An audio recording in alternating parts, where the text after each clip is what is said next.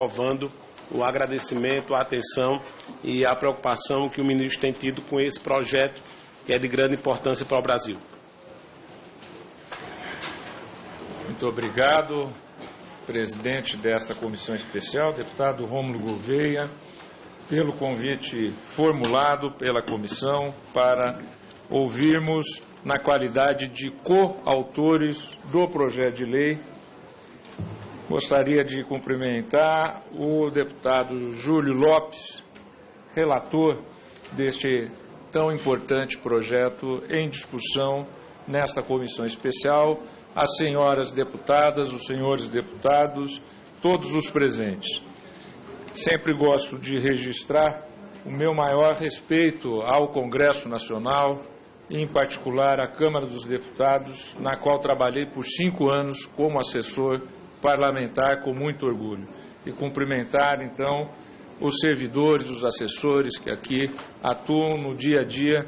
Eu bem sei o quanto se trabalha nessa casa, o quanto se discute, o quanto se dedicam os deputados, os parlamentares, os assessores e os servidores desta casa para o bem do Brasil.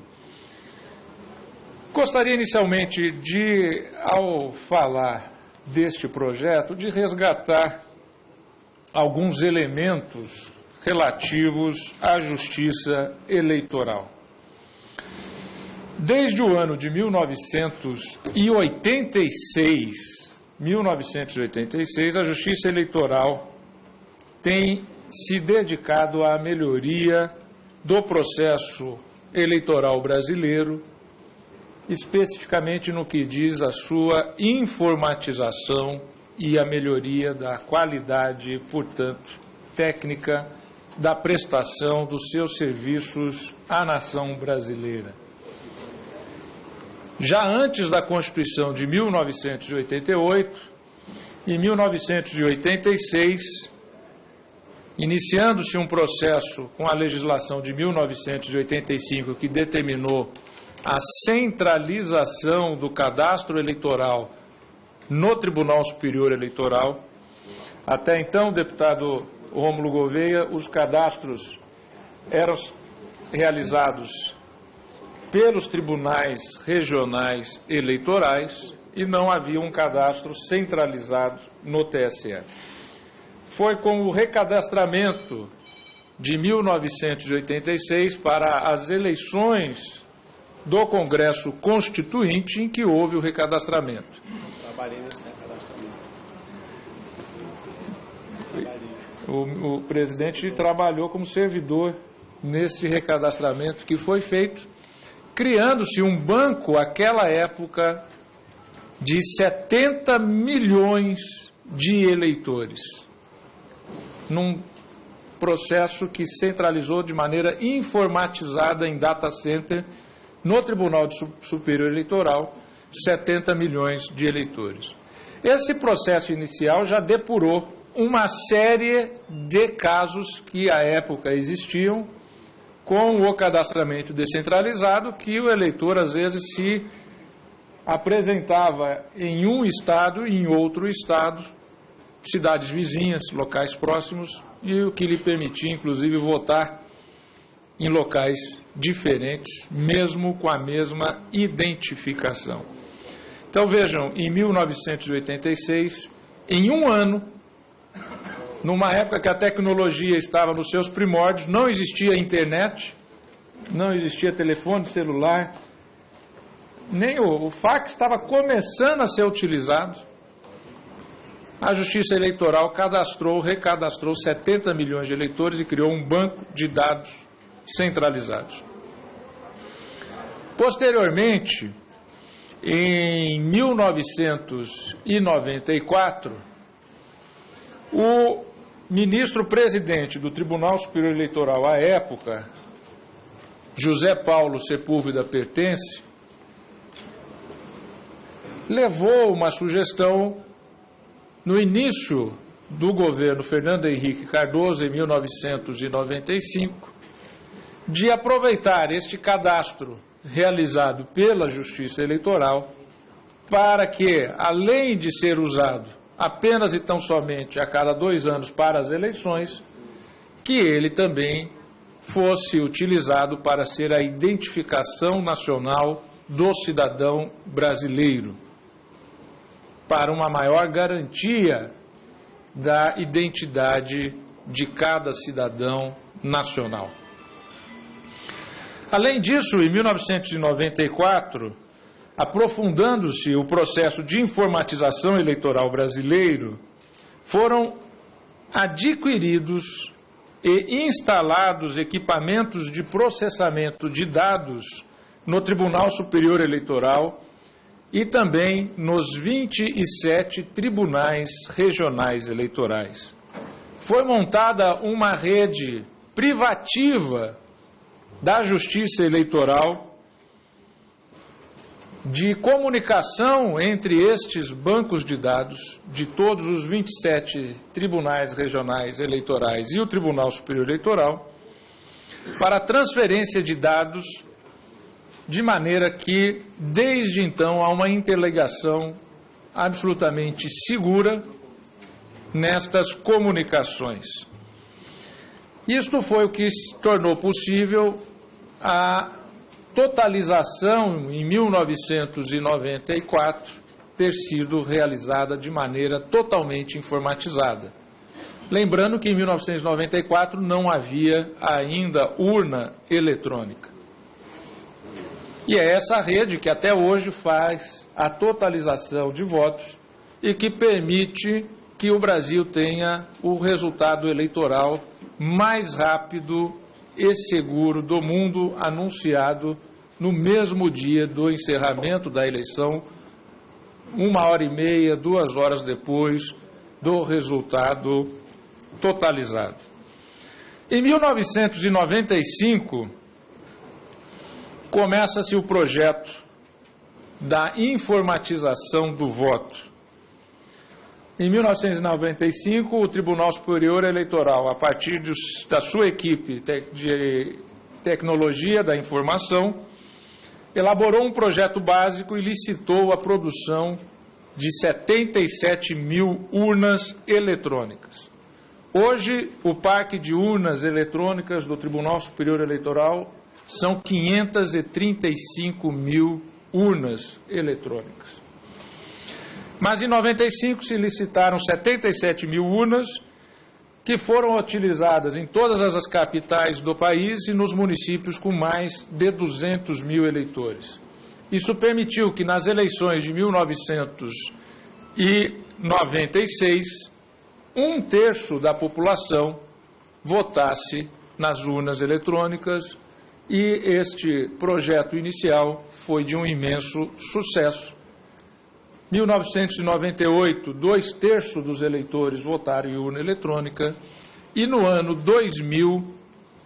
2000, toda a população eleitoral brasileira votou em urna eletrônica. E desde então, todos, inclusive nos índios, que em longínquas tribos no Amazonas, votam em urnas eletrônicas. Nos consulados se vota em urna eletrônica. Todos os brasileiros eleitores, portanto, votam em urna eletrônica. Isso deu a garantia de que o voto colocado na urna seria o voto devidamente apurado, acabando com a intervenção humana na contagem dos votos. A partir de 2008, a Justiça Eleitoral,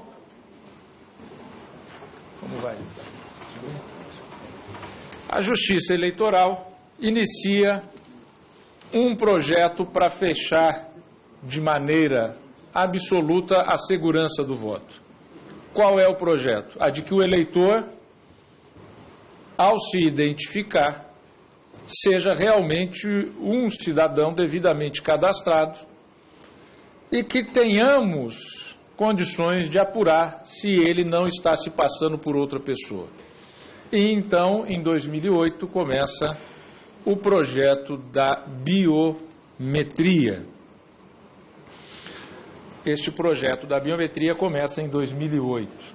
Atualmente, já temos 30 milhões de eleitores biometrizados, sendo que em 4 unidades da federação, todos os eleitores já estão biometrizados: Acre, Alagoas, Distrito Federal e Sergipe. E mais de 700 municípios já estão totalmente biometrizados no Brasil. Para as eleições do ano passado, quase 24 milhões já se encontravam com a possibilidade de votar biometricamente, e a partir até o ano de 2020, a meta é cadastrar todos os eleitores brasileiros. Em 2014, o eleitorado brasileiro estava no número de 143 milhões de eleitores. Para que Vossas Excelências tenham uma ideia do que isso significa, só tem mais eleitores que o Brasil a Índia, em torno de 800 milhões de eleitores, os Estados Unidos e a Indonésia. Portanto, o Brasil é, no ranking de número de eleitores, a 4ª maior democracia do mundo hoje. A perspectiva até 2020 é que tenhamos 160 milhões de eleitores e, portanto, teremos, na nossa meta realizada em 2020, 160 milhões de brasileiros identificados biometricamente por um sistema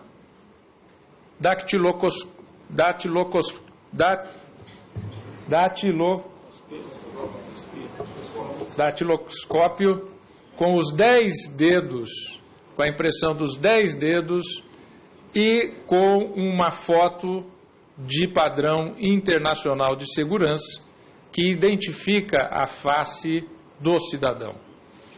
Quem já teve a oportunidade de fazer a identificação biométrica, eu mesmo não tive, porque na minha cidade ainda não se iniciou, eu sou eleitor de Marília, no interior de São Paulo, mas quem vota aqui no Distrito Federal já o fez, Campina Grande já fez. Se percebe que, ao fazer a identificação biométrica, a foto é tirada pela Justiça Eleitoral. Não é o eleitor que leva a foto. É uma foto colhida em um aparelho que faz parte do kit de identificação biométrica, e esse kit de identificação biométrica também tira a foto, e essa foto é um meio de segurança também. Porque quando se pensa em biometria, a pessoa analisa logo a ideia da segurança das digitais.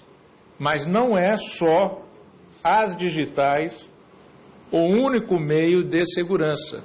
Essa foto é num padrão internacional chamado ICAO, e essa foto, portanto, também o sistema de checagem, ela também faz a análise do dado facial para identificar se a pessoa está se registrando 2, 3, 4 vezes.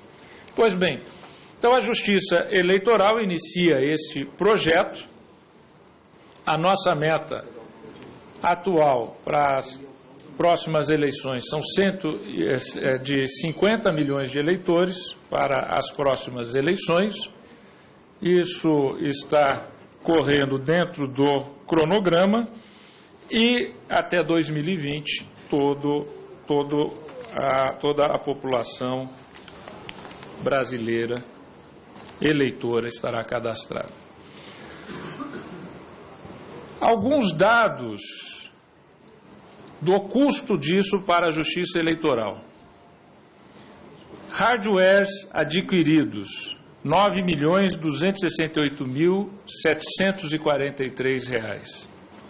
Softwares adquiridos, R$ 51.496.913. Suporte, custos, 17.034.343.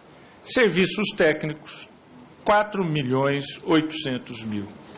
Um total de gastos, até o momento, de 82.600.000 reais.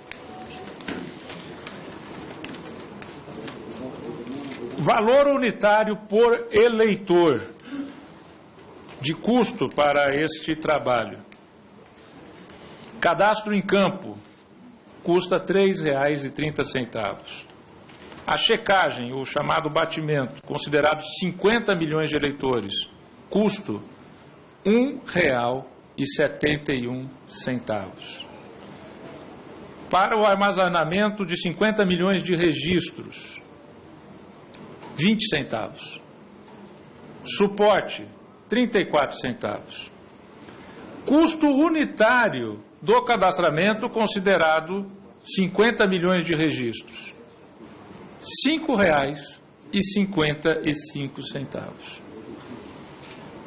Como o sistema adquirido pelo Tribunal Superior Eleitoral para fazer a checagem das digitais e da face foi adquirido com a chave do programa, ou seja, este é um sistema hoje do Tribunal Superior Eleitoral, não precisa a Justiça Eleitoral, ao contrário de praticamente todos os outros órgãos públicos que têm esse sistema de checagem, pagar por cada checagem.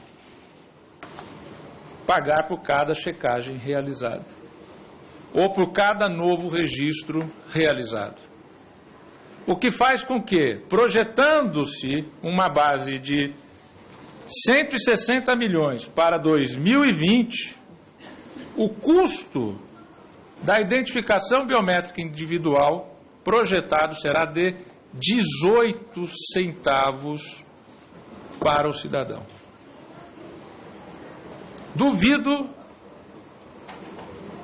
e desafio qualquer outro órgão público que tenha uma estrutura para fazer no Brasil um cadastro com tamanha segurança ao custo de 18 centavos por pessoa.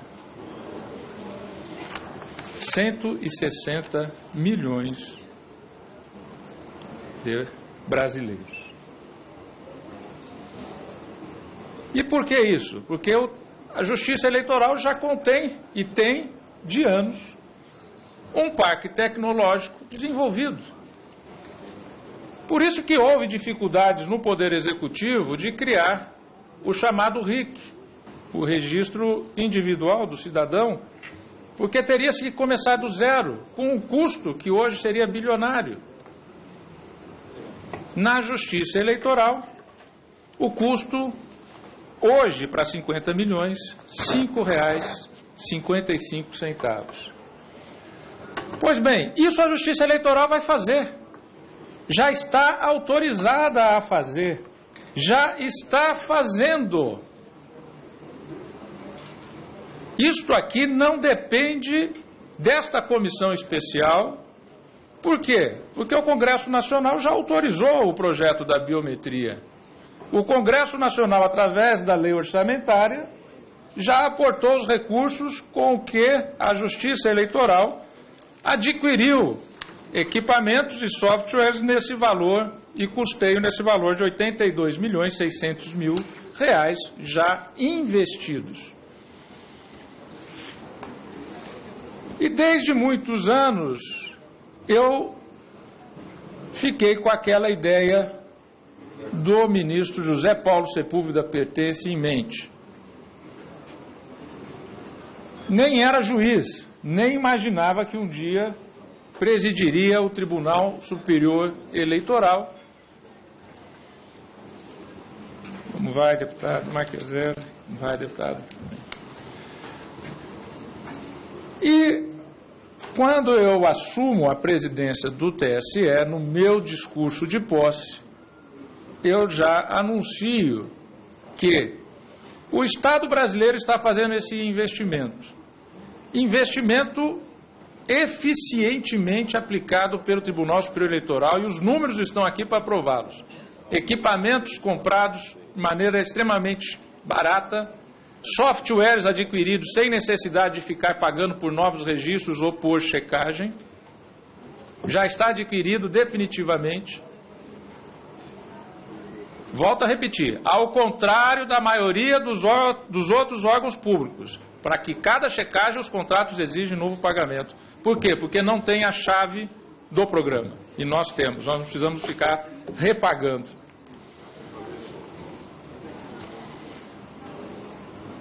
Todo esse esforço utilizado para ser usado uma vez a cada 2 anos.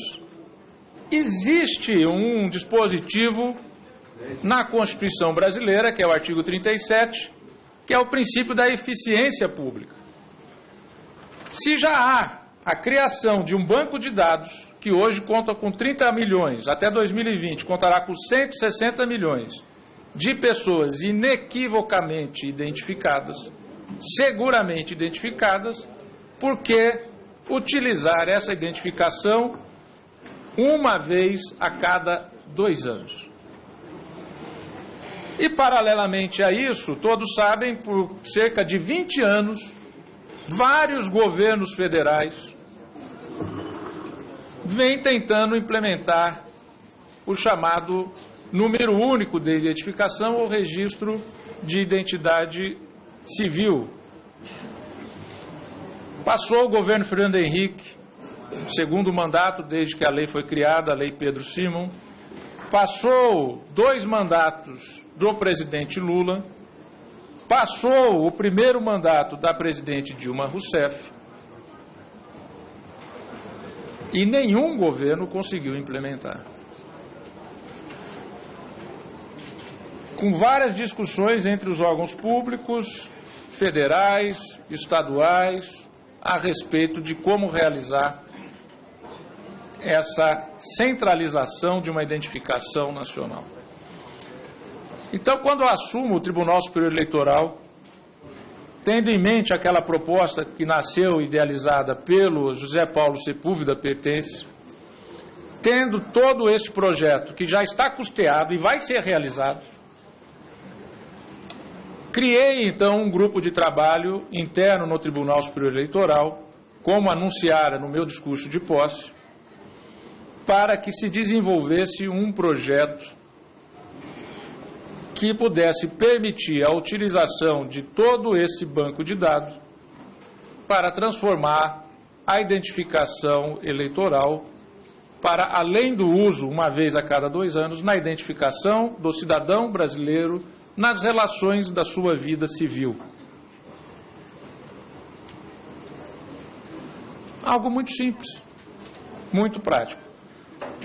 O grupo de trabalho criado desenvolveu um projeto e, desde logo, manteve diálogo com os setores do governo federal que trabalhavam no projeto RIC, já há mais de 10 anos, e sem se chegar a uma solução. E com um montante, senhoras e senhores, excelências, de recurso público investido, talvez maior do que os 82 milhões de reais aqui investidos.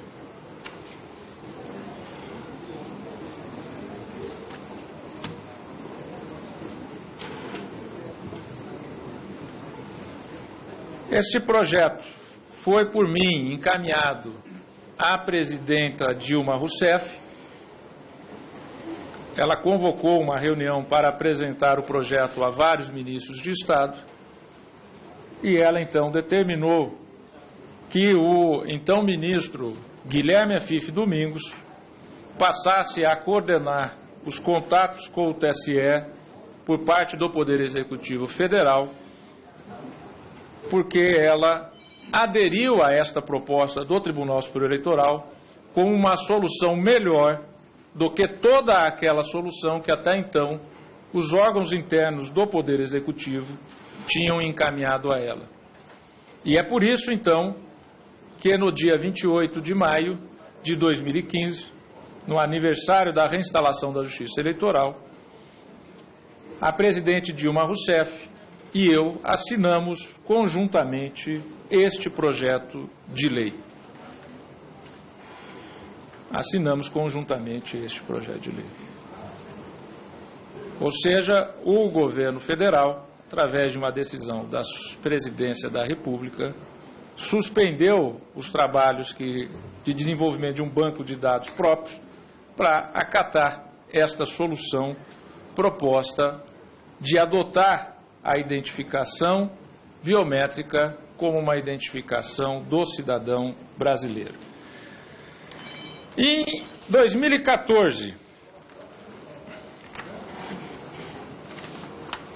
só para anotar aqui aos deputados, Osmar Serralho acaba de chegar também, considerando os 50 milhões de eleitores cadastrados, que é o projetado para as eleições do ano que vem, o custo unitário R$ 5,55.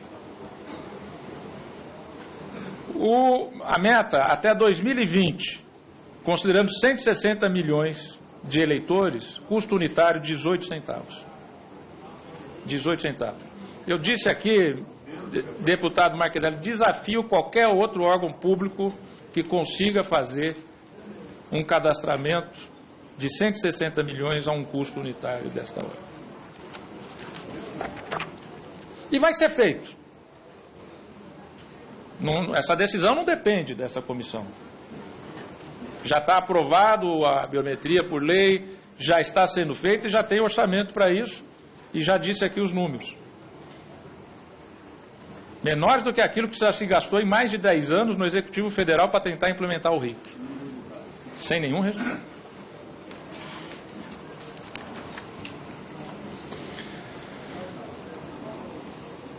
Eficiência do sistema EIFES do Tribunal Superior Eleitoral.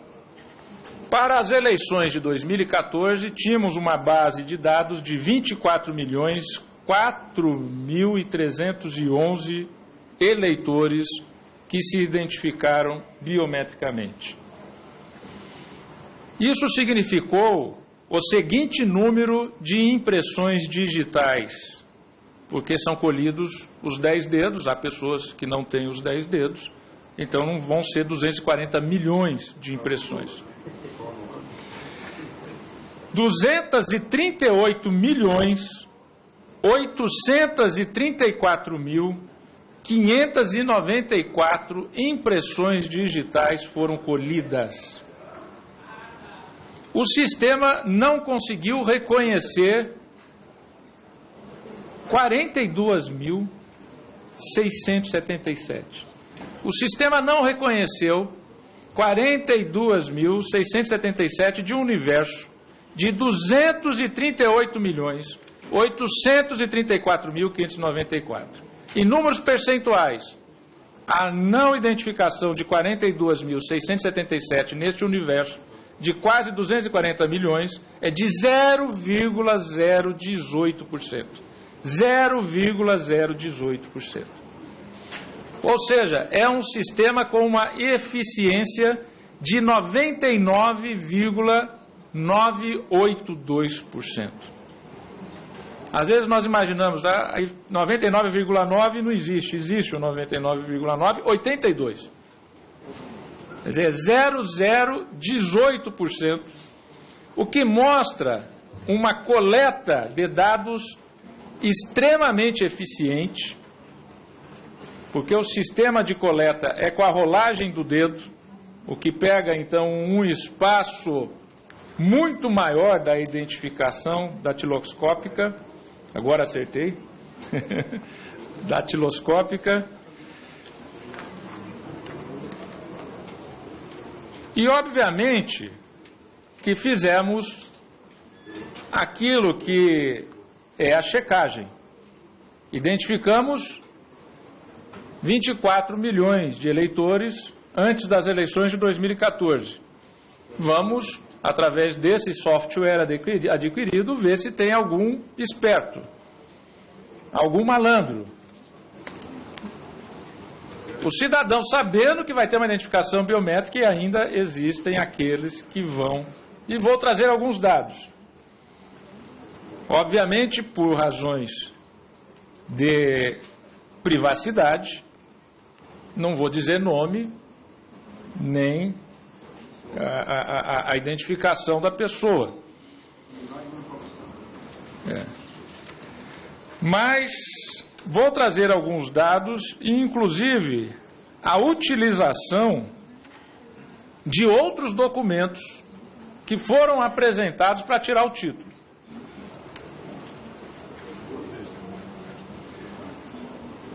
Um cidadão de São Paulo se apresentou diante da Justiça Eleitoral 5 vezes, com nomes diferentes. Como é que se descobriu que era o mesmo cidadão? Por conta desta checagem realizada pelo sistema EIFES, e verificando que é a mesma impressão digital e verificando que é a mesma face, em razão da fotografia que é tirada também no sistema de segurança. Esse cidadão que em São Paulo apresentou-se 5 vezes, ele apresentou um RG de São Paulo uma vez, 3 registros gerais da Bahia e um registro geral de Alagoas.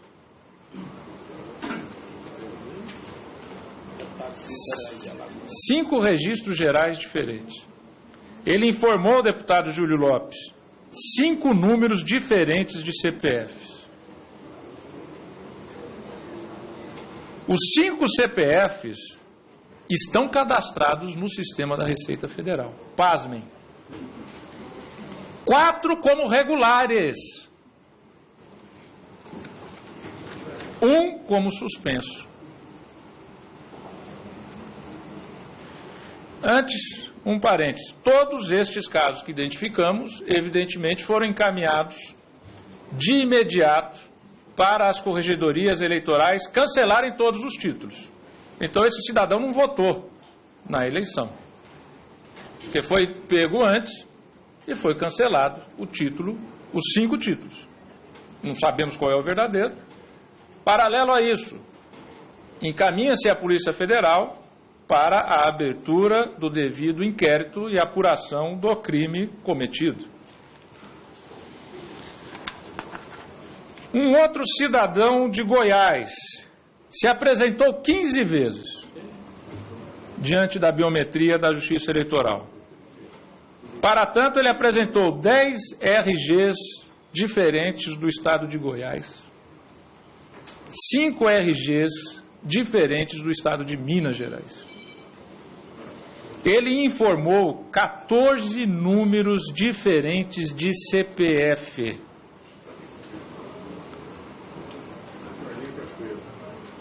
(14 CPFs estão cadastrados na Receita Federal. Os 14 CPFs que ele informou,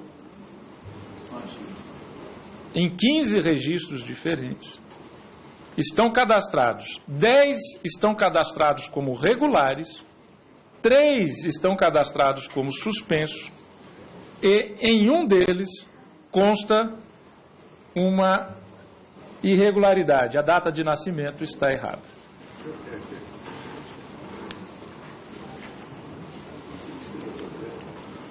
Um outro cidadão de Goiás, pego pelo sistema da Justiça Eleitoral, apresentou-se 29 vezes.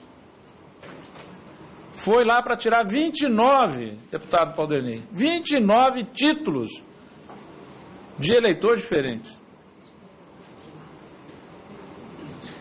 Isso tem um nome, né? Mas eu não vou dizer qual é. É muita, né?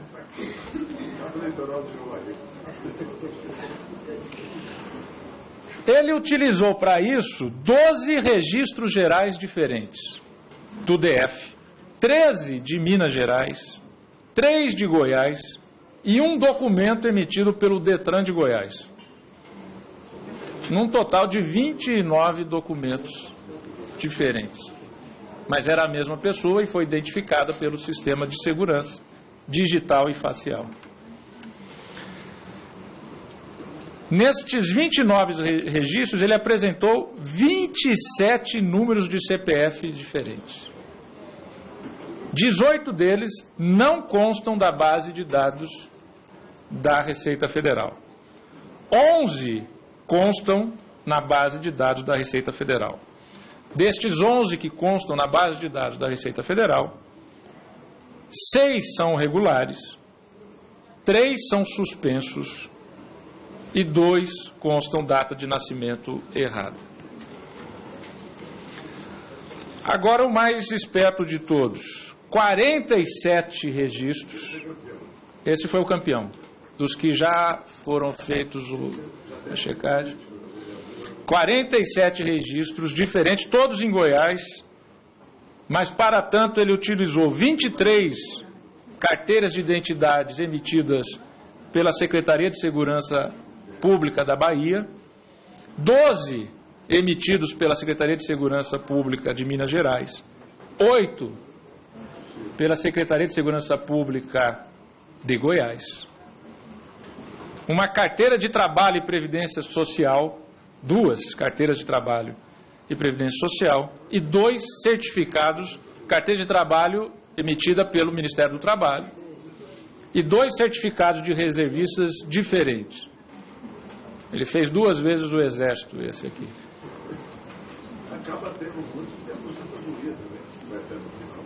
Por isso a vantagem da utilização do projeto, que de imediato, se Vossas Excelências aprovarem esse projeto, nos 4 estados que já estão totalmente biometrizados, você já acabaria com todo tipo de fraude, todo tipo de corrupção que existe. Um outro cidadão também em Goiás, esse chegou perto do primeiro colocado, esse chegou em segundo, medalha de prata, 46 registros. 46 registros. 38 RG de Minas Gerais, 3 RGs de Goiás, 3 RGs da Bahia. Eu, como paulista, eu falo RG, né, Marqueselli? Nós paulistas falamos RG. O resto do Brasil é carteira de identidade, né?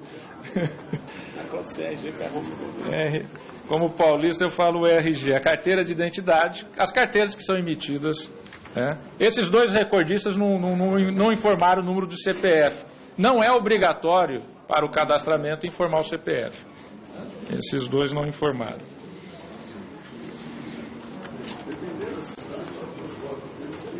Bom, a conclusão. Dos números de batimentos realizados para a eleição de 2014, foram identificadas um total de 5.556 duplicidades. Esses dados que eu trouxe a Vossas Excelências, 5.556 duplicidades. Esses dados que trouxe a Vossas Excelências são alguns dados destacando aqueles que foram, né, os maiores espertalhões, tentando achar que o sistema não os capturaria e os capturou.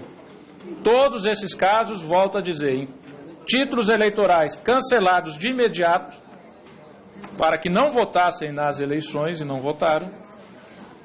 2, encaminhamento à Polícia Federal para apurar os crimes de falsidade envolvidos.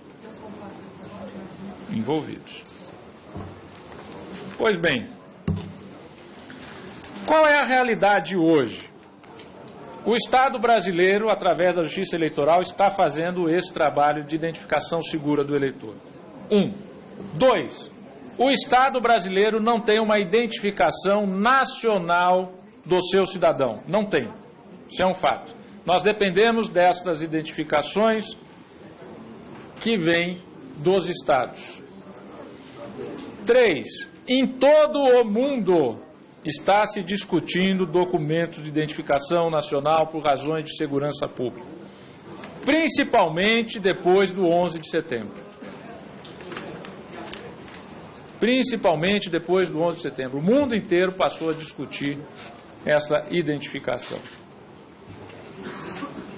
Já há países como a Estônia e a Áustria que nem documento em papel existe mais. A identificação é toda feita na base de dados, sem nenhum tipo de registro físico. porque são países que já estão totalmente com governos digitalizados e uma vida de relações privadas totalmente digitalizadas. E nós não podemos fechar os olhos de que isso é o que vai acontecer para o futuro. Não há dúvida disso. Esse futuro pode demorar 10 anos, 40 anos ou 30 anos, mas vai acontecer. Vai acontecer, e já há 2 países em que tudo é feito de maneira absolutamente virtual. E depois será universal. Alguns pontos mais que eu queria abordar, acho que já tomei bastante tempo, mas que eu penso que é importante destacar, trazendo alguns dados relativos ao projeto. Eu sei que a comissão já fez várias audiências públicas, já ouviu várias opiniões, como tem que ser feito, tem que ser analisado, tem que ser testado a proposta, tem que verificar se o projeto para em pé ou não para em pé. Essa é a função das senhoras e dos senhores. Eu estou trazendo aqui dados e elementos, e vários deputados da comissão já estiveram lá no Tribunal Superior Eleitoral, o presidente, o relator e vários de vossas excelências, vendo toda a estrutura deste parque tecnológico já instalado, com capilaridade no Brasil inteiro, com rede privativa segura e com um projeto que vai ser feito, que já está aprovado, que já tem orçamento. Aí surgem críticas ao projeto. Uma delas seria inconstitucional. Ora bem, 6 ministros do Supremo Tribunal Federal decidem se uma lei é constitucional ou não. Não é isso? De 11 ministros que compõem a Corte, 6 decidem se é constitucional ou não. Quantos ministros do Supremo compõem o Tribunal Superior Eleitoral? 6. 3 titulares e 3 substitutos. E este é um projeto de lei, formalmente, que está assinado pelo presidente do Tribunal Superior Eleitoral em coautoria com o Poder Executivo, com a presidenta Dilma Rousseff. É um projeto de lei do Poder Judiciário, do Tribunal Superior Eleitoral, onde estão 6 ministros do Supremo Tribunal Federal. Portanto, eu não tenho nem o que falar aqui de constitucionalidade. O projeto é constitucional e a Justiça está o dizendo, da forma como foi encaminhado. Ponto. Eu dou estas análises de inconstitucionalidade como absolutamente um fato liquidado. E obviamente que conversei com os colegas antes de subscrever o projeto de lei. E conversei com colegas que não estão no TSE, mas são do Supremo.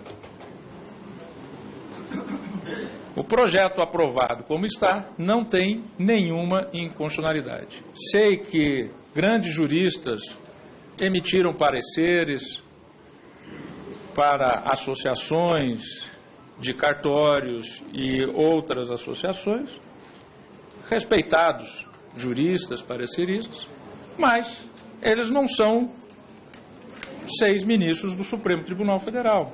São 6 eminentes professores, ou 3 eminentes professores, 4 eminentes professores.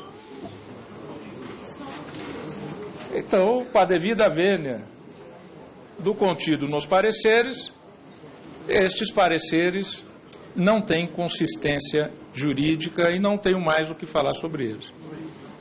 Até para não perdermos tempo sobre pergunta sobre isso, porque quem está encaminhando o projeto é a Justiça. Uma Justiça composta por 6 ministros do Supremo, fora outros que eu já conversei lá no Supremo. Então, estamos absolutamente seguros sobre a constitucionalidade.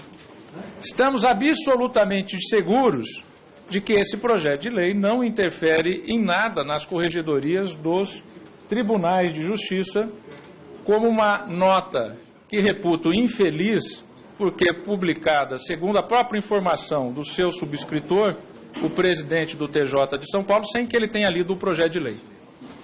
Conversei com o presidente do Tribunal de Justiça de São Paulo, eminente magistrado, eminente desembargador, José Renato Nalini, amigo pessoal meu. Nalini, você leu o projeto? Não, eles me disseram que o projeto fazia isso, isso, isso, aquilo, soltamos essa nota. Mas o senhor leu o projeto? Não.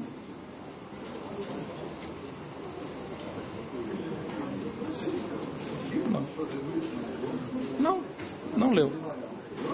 Então também não tenho o que responder sobre essa nota, não há interferência nenhuma em corregedoria de Tribunal de Justiça.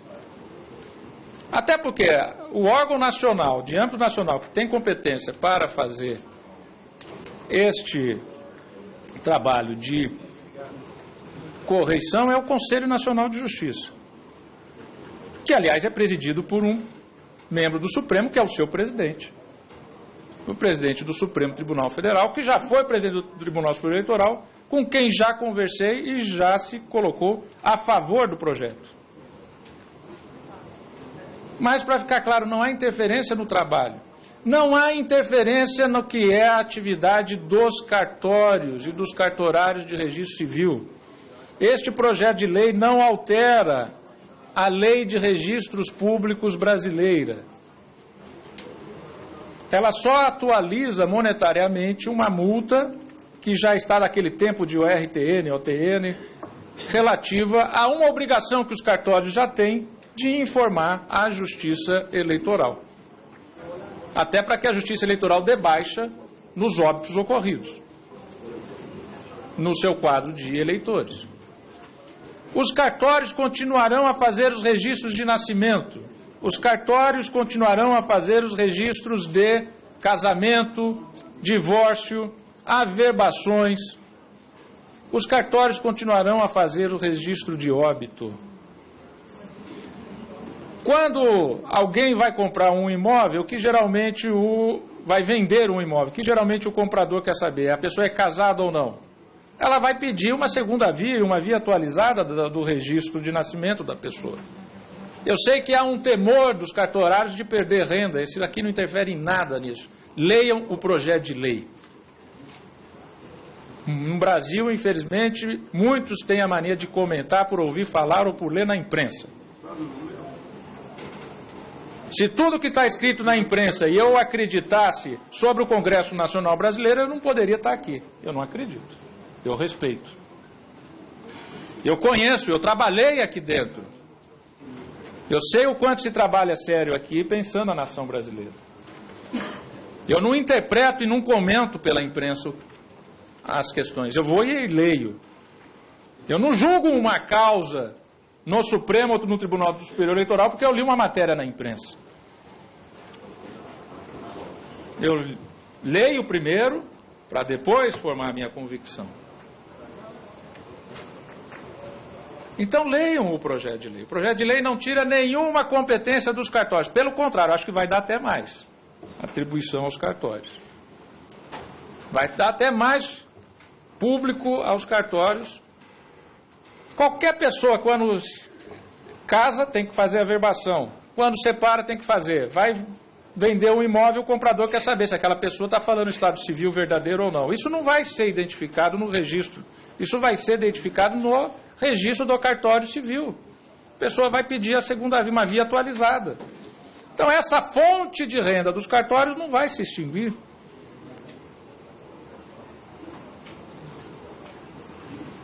Alguém passou uma informação absolutamente equivocada às associações cartorárias e aos cartórios. Um outro ponto, que eu sei que esse é um ponto muito importante, o eminente relator, deputado Júlio Lopes, amigo de longa data, pessoa a quem muito respeito, admiro, tem defendido o CPF. E já tive a oportunidade de dizer a Vossa Excelência que o projeto de lei não define um número. Ele diz que o comitê gestor é que vai estudar qual será o melhor número. Esse número pode até ser o CPF. Mas a filosofia de se adotar um número que já vem de um banco de dados, e eu trouxe aqui provas, é que eu não posso mostrar os nomes aqui, isso está sob investigação na Polícia Federal. Eu trouxe aqui provas de pessoas que têm 7 CPFs, 10 CPFs ativos. Gostaria de ler uma matéria publicada na página 42 da revista Época, edição de 7 de setembro de 2015. A lavanderia de apoiadores do terror. A Polícia Federal descobre em São Paulo uma rede de apoiadores do Estado Islâmico. Bandido de verdade. Bandido de verdade. O achado assusta. Ainda mais porque terrorismo no Brasil, aí a interpretação do jornal, da revista, ainda não é crime. Vou ler alguns pontos importantes. A Operação Mendaz foi planejada com discrição. Mencionou apenas o desbaratamento de uma rede de empresa e CPFs falsos montada para enviar dinheiro para fora do país sem identificar quem recebe. No topo do esquema da lavagem está o libanês Firas Alamedin.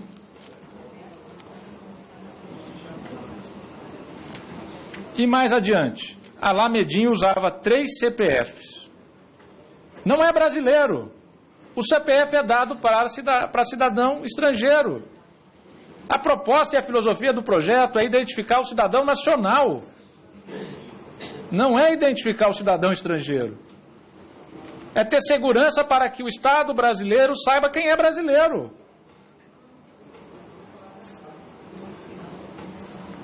O Alamedin tinha 3 CPFs, Marqueselli. Utilizando 3 CPFs. Ele criava identidades falsas e tirava o CPF. Então, deputado Júlio Lopes, sem querer definir número, porque até pelo projeto de lei encaminhado, estes números são números que serão determinados por uma comissão gestora, técnica para avaliar qual é a maneira mais adequada de se criar este número, mas é a partir de uma base pura e não de uma base contaminada.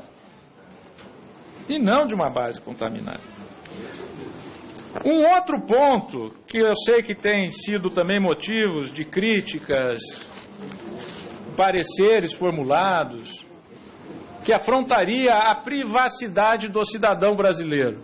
Eu canso de receber reclamações no TSE que os partidos políticos não conseguem ter acesso ao endereço dos seus filiados. Porque quer mandar carta, quer ver se ainda é filiado ou não. A base de dados da Justiça Eleitoral é absolutamente reservada e segura. Perguntem aos dirigentes partidários, os presidentes dos partidos de Vossas Excelências.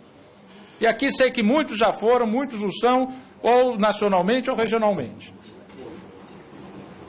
Inclusive criticam que a Justiça Eleitoral reserva demais, porque o partido político deveria pelo menos ter acesso ao endereço do seu filiado, para saber se ele ainda continua filiado ou não e atualizar sua própria base de dados partidária. Então isso é uma outra, desculpe o termo, balela. Se não estiver segura essa base de dados na Justiça Eleitoral, no Poder Judiciário, que não tem iniciativa, isso é importante reafirmar e afirmar. O Poder Judiciário não tem iniciativa. Quem tem é Ministério Público. Quem tem iniciativa é polícia. Será que é melhor estar uma base de dados dessa em órgãos do Executivo que disputa a eleição? Em órgãos da polícia, que tem iniciativa investigativa? Em órgãos do Ministério Público? Ou está no poder que é um poder eunuco, um poder que não tem iniciativa, um poder que não pode começar nada contra ninguém? O Judiciário não abre processo contra ninguém. O Judiciário não abre investigação contra ninguém. Ele supervisiona a investigação. E graças a Deus que o faz. Então é uma base de dados que estará sob o poder do Poder Judiciário, que é um poder que não tem iniciativa de fazer nada contra ninguém. O Poder Judiciário julga um caso de divórcio quando é provocado por um dos casais, ou quando apresenta a petição comum. Um caso de locação quando alguém apresenta.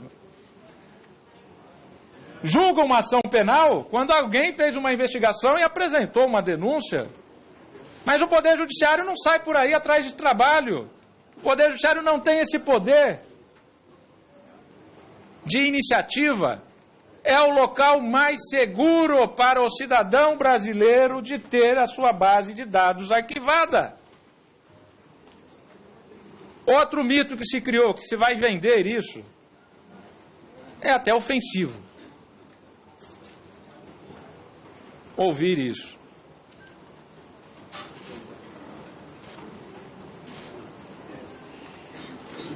Só uma pessoa desqualificada para imaginar isso ou imaginar que essa base de dados ia ser colocada à venda.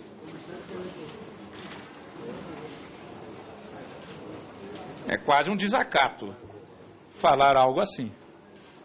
A Justiça sempre preservou a sua base de dados e o fará sempre.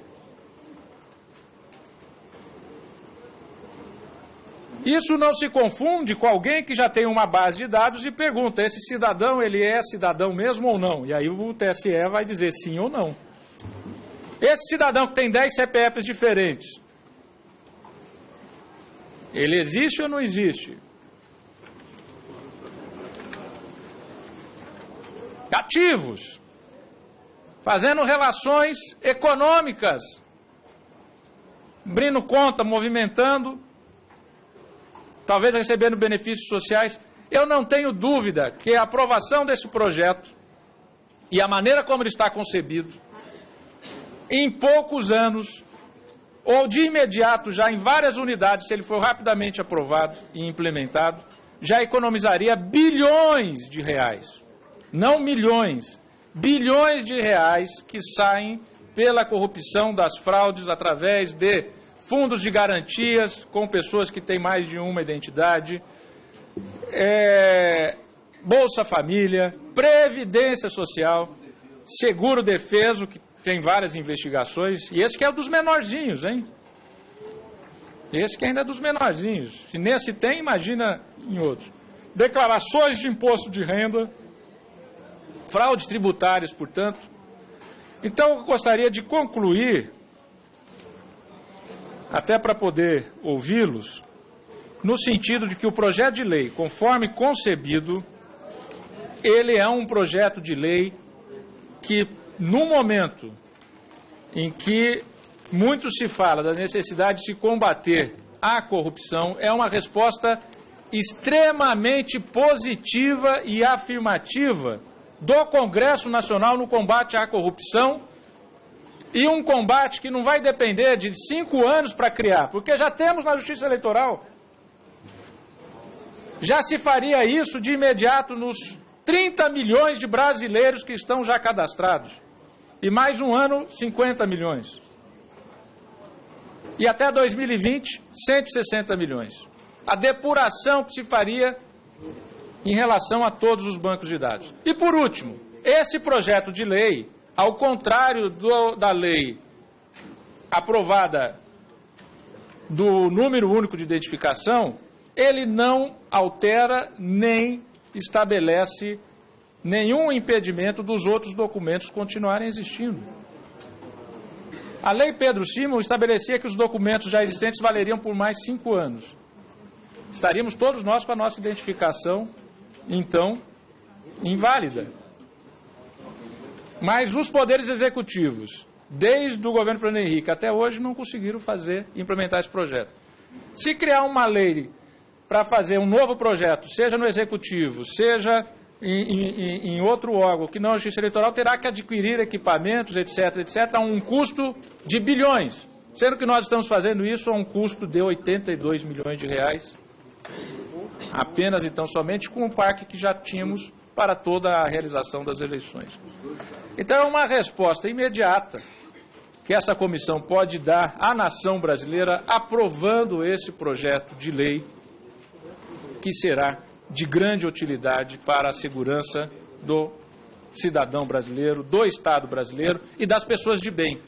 Porque as pessoas de bem pagam o preço por aquelas que têm 3, 4, 5 identificações. Aí com a pessoa de bem você tem que provar 10 vezes que você é você mesmo, por conta das instabilidades que tem desse tipo de situação dos registros hoje existentes. Queria agradecer mais uma vez, presidente Rômulo, deputado Júlio Delgado, os eminentes deputadas e deputados aqui presentes e a todos aqueles que acompanham esta audiência, a oportunidade de estar aqui trazendo um pouco desta história e um pouco desses elementos. Muito obrigado.